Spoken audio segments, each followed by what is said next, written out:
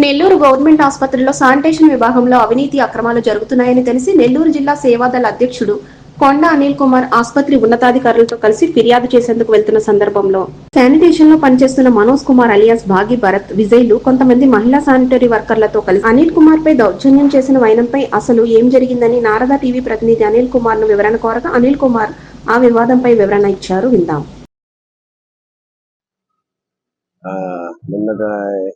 రోజు నుంచి నా మీద రకరకాల వదంతులు వినబడుతూ ఉన్నాయి. వాస్తవానికి ఏంటంటే నేను ఎలాంటి వాడిలో జిల్లా ప్రజానికానికి అన్ని పార్టీల నాయకులకి అందరికీ తెలిసిన వ్యక్తిని, సుపరిచితుని.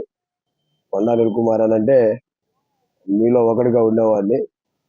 అలాంటిది ఈ గవర్నమెంట్ హాస్పిటల్లో జరుగుతున్నటువంటి అన్యాయాలు, అక్రమాల గురించి ఇక్కడ పనిచేస్తున్నటువంటి కాంట్రాక్ట్ ఏజెన్సీ అది వ్యవహరిస్తున్నటువంటి విధి విధానాల గురించి ప్రశ్నించి సరి చేసుకోమని చెప్పినా వాళ్ళు సరి చేసుకునే ధోరణితో ఉన్నప్పుడు దాని మీద హైకోర్టులో కూడా పిటిషన్ వేసి వాళ్ళ కాంట్రాక్ట్ లైసెన్సులు ఏవైతే ఉన్నాయో అవన్నీ తప్పుడు అని ఆధారాలతో పాటు కోర్టులో విచారణ కొనసాగుతూ ఉంది. ఈ మధ్యలో ఈ గత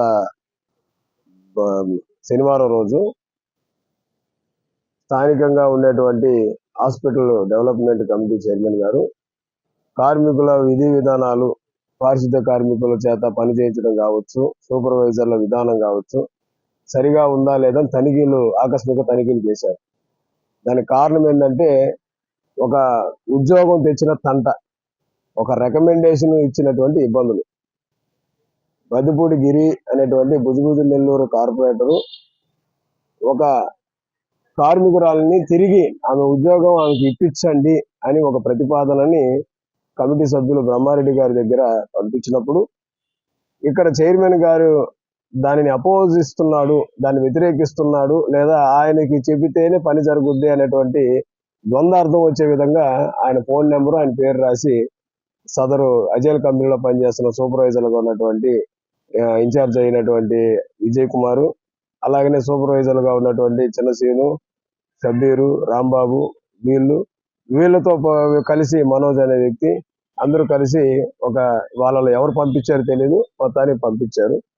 దాని గురించి ఆయన విచారించి నా పేర్లు ఈ విధంగా మాకు సంబంధించినటువంటి ఇమేజ్ తగ్గించే పనులు ఎవరైతే చేశారని చెప్పని వాళ్ళు మందలిస్తూ డ్యూటీకి వచ్చినటువంటి కార్మికులు ఎంతమంది ఉన్నారు, ఎంఓఏ ప్రకారంగా ఉండాల్సిన పరిధులు అన్ని ఉన్నాయా లేవా, కొత్త వారిని చేర్చుకునేదానికి ఖాళీలు ఎందుకు లేవు, ఒకవేళ ఉన్నాయా లేవనేది నాకు వివరం చూపించాలని కోరి తనిఖీలు నిర్వహించాడు. పాపం శనివారం రోజు జరిగిన విషయం ఇది.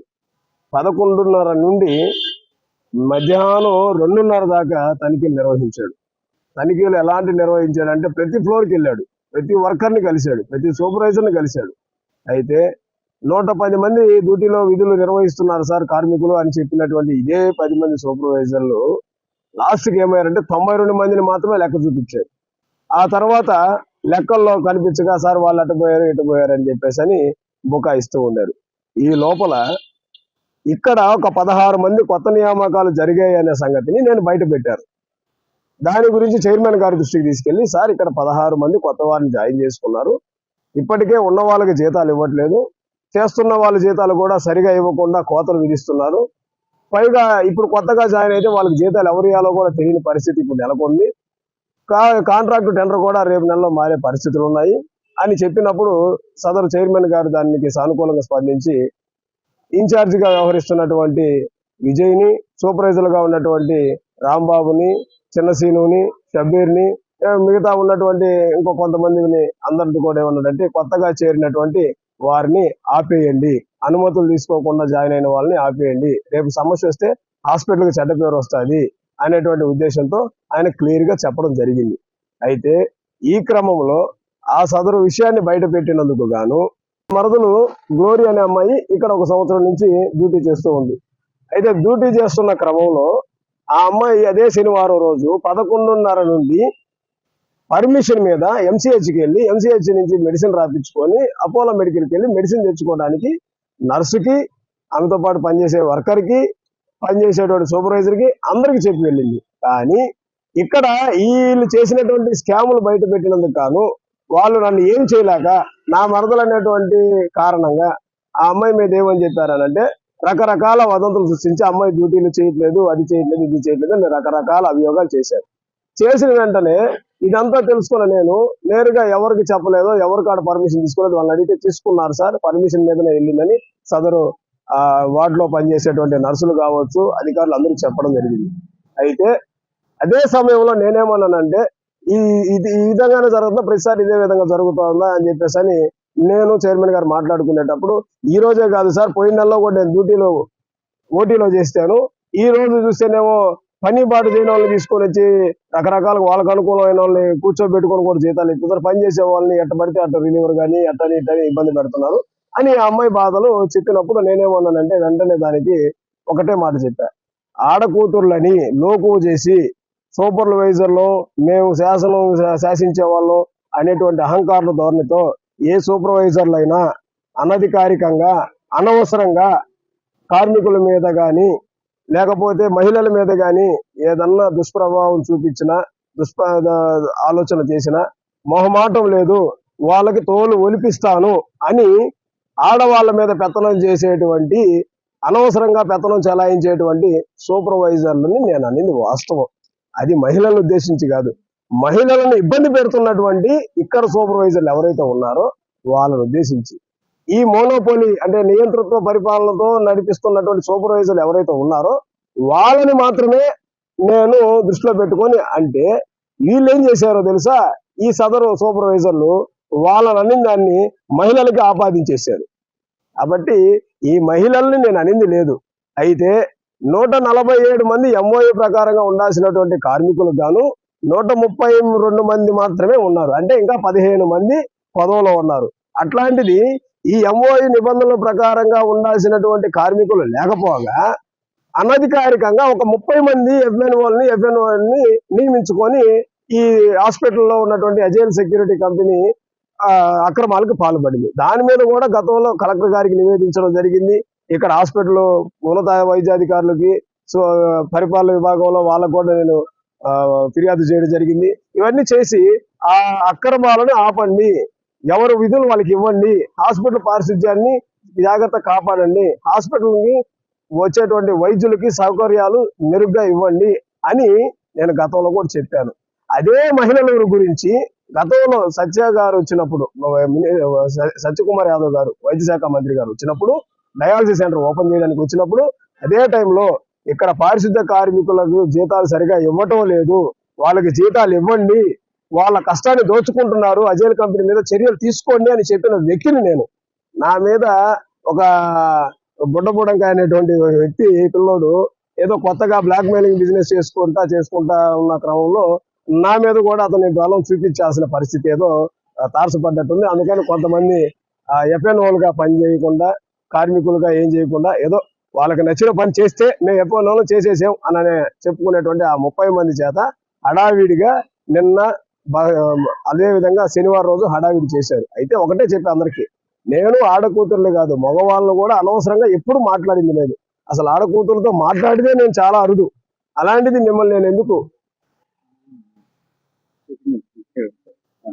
నేను ఎందుకు అనవసరంగా మాట్లాడతానని కూడా నేను వాళ్ళకి క్లియర్ గా చెప్పడం జరిగింది.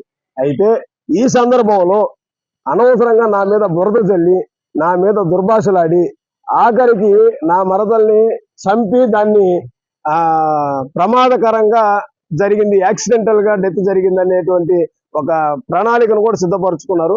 చివరికి అది వీలు పడక ఇప్పుడు ఆ సదరు కొంతమందిని డైవర్ట్ చేస్తున్న ఎవరైతే ఉన్నారో మనోజు, విజయ్, వీళ్ళు ప్రముఖంగా ఉంటారు. వీళ్ళకి సహకరిస్తున్నటువంటి ఆ ఎఫ్ఎన్ఓలలో కొంతమంది పేర్లు, సూపర్వైజర్లు కొంతమంది పేర్లు అన్ని కూడా అమ్మాయి చెప్పి సెల్ఫీ వీడియో తీసుకొని చేసింది. దీనికి సంబంధించినటువంటి వీళ్ళు అక్రమాలకు పాల్పడ్డారనే దానికి కూడా నా కాడ వివరాలు ఉన్నాయి. అవి కూడా మీకు ఐడీలు, ఈ ఐడీలు ఇక్కడ పనిచేస్తూ ఉన్నటువంటి వాళ్ళకి సంబంధించిన డబుల్ అకౌంట్లు. ఒకరే ఇక్కడ పనిచేస్తారు, వాళ్ళ భార్య మీద ఇంట్లో అకౌంట్లు తయారైపోయింది. మనోజ్ వాళ్ళ భార్య పేరు మీద, విజయ్ అనే భార్య పేరు మీద ఇక్కడ అకౌంట్లు ఉన్నాయి, పిఎఫ్ అకౌంట్లు ఉన్నాయి, శాలరీ అకౌంట్లు ఉన్నాయి. ఇక్కడ నుంచి గవర్నమెంట్ A1 కంపెనీ నుంచి అజైల్ కంపెనీ వరకు ప్రతి రూపాయి కూడా వాళ్ళ అకౌంట్లలో జమ అయిందా లేదా వివరాలు నా కాడ ఉన్నాయి. అయితే ఈ వివరాలు బహిర్గతం అయితే వాళ్ళని ఇదే కార్మికులు చెప్పుతో కొడతారు అని భయపడి వాళ్ళు ఏం చేశారనంటే గౌరవప్రదంగా బ్రతుకుతున్నటువంటి నా మీద అభియోగాలు ఆరోపణలు చేశారు. అయితే నాకేం ఇబ్బంది లేదు, నేను ఎప్పుడు ఎవరిని అనేవాడిని కాదు. అయితే తెలియక ఆడకూతురు లేదో దురుసుగా ప్రవర్తించుండొచ్చేమో కానీ నేను ఎప్పుడు కూడా వాళ్ళని ఎప్పుడు తక్కువ చేసింది లేదు, తక్కువ చేయలేదు. అయితే మీరు నిజాలు తెలుసుకోవాల్సిన పరిస్థితులు ఉన్నాయి. వీళ్ళ వెనక ఆ మనోజ్ చెప్తుంటాడు మాటి మాటికి, ఆ విజయ్ చెప్తుంటాడు వీళ్ళ వెనక రూరల్ ఎమ్మెల్యే ఉన్నాడని విజయ్ చెప్తాడు. నా వెనక కోటమిరెడ్డి మల్లిరెడ్డి కోటారెడ్డి ఉన్నాడని చెప్పేసి అని ఆయన చెప్తాడు. మళ్ళా అది కాకుండా ఈ హాస్పిటల్ మొత్తం చాట్ల నరసింహరావు గారు ఉన్న టైంలో నేను హ్యాండ్ ఓవర్ చేసుకున్నాను అని అంటాడు. పైగా యూనియన్లు పెడతామని అంటారు. ప్రభుత్వ ఆసుపత్రులలో యూనియన్లు ఏంటంటే పెట్టేది, ఇక్కడ పనిచేసే వాళ్ళు యూనియన్లు పెట్టడానికి లేదని చట్టం ఉంది.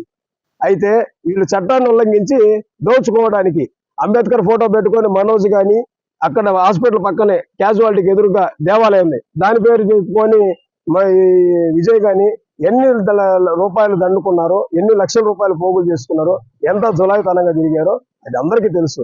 ఇద్దరికి సాయంత్రం అయితే సరే మందు కలిసి హ్యాపీగా మందు తాగి ఇష్ట ప్రకారంగా ఉండే అలవాటు ఉందని కూడా ఇక్కడ చాలా మంది చెప్పారు. తాగి కూడా డ్యూటీలకు వచ్చేటువంటి వాళ్ళు ఉన్నారని చాలా మంది చెప్పారు. అయినా నేను ఎప్పుడు ఎవరి వ్యక్తిగతాలకు వెళ్ళి మాట్లాడేవాడిని కాదు కాబట్టి క్లియర్ గా చెప్తున్నాను.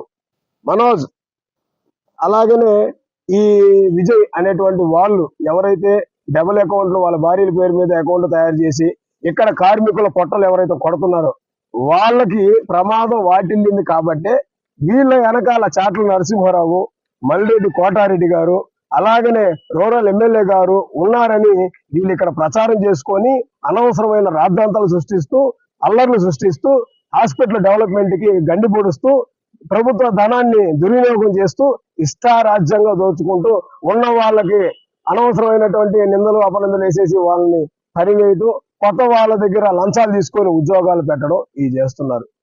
16 మందిని కొత్తగా జాయిన్ చేసుకున్నారండి. ఎవరు తిప్పారండి? హాస్పిటల్ వైద్యాధికారులు అడిగితే మాకు సంబంధం లేదు, మాకు తెలియదు అంటున్నారు. కంపెనీ వాళ్ళు అడిగితే అసలు మాకు ఎవరు చెప్పలేదు అన్నారు. ఇలాంటి పరిస్థితులు ఉండేటప్పుడు మీరు ఎవరిని అడిగి చేశారండి? అదేంటంటే 9వ తరగతి చదివి గత A1 కంపెనీలో సెక్యూరిటీ గార్డుగా పనిచేసినటువంటి విజయ్ అనూహ్యంగా ఇన్ఛార్జ్ అయ్యాడంటే సెక్యూరిటీ మీద కాదు, శానిటేషన్ సూపర్వైజర్ల మీద ఇన్ఛార్జ్ అయ్యాడు. ఎలాగయ్యాడండి? ఎంతమందిని మీరు ఆ విధంగా ప్రలోభాలు పెడతారండి?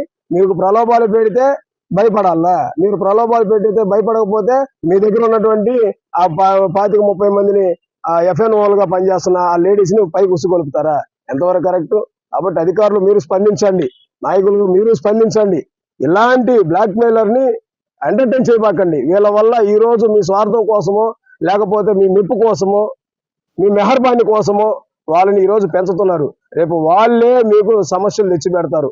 ఇదే మనోజు గతంలో కోటమిరెడ్డి శ్రీధర్ రెడ్డి గారు వైసీపీ ప్రభుత్వంలో పనిచేసేటప్పుడు ఆయన్ని పొగిడి ఆ వెంటనే ఆయన మీద నిందారోపణలు చేసి అసభ్యంగా దురుత్సాహకరంగా మాట్లాడిన వాళ్ళే ఈ రోజు శ్రీధర్ రెడ్డి గారి దగ్గరికి మేము పోతాము, మాకు న్యాయం చేస్తాడు అని అంటున్నారనంటే వీళ్ళు ఎంత నీచమైనటువంటి ధోరణితో వ్యవహరిస్తున్నారో మీరు కూడా గమనించండి.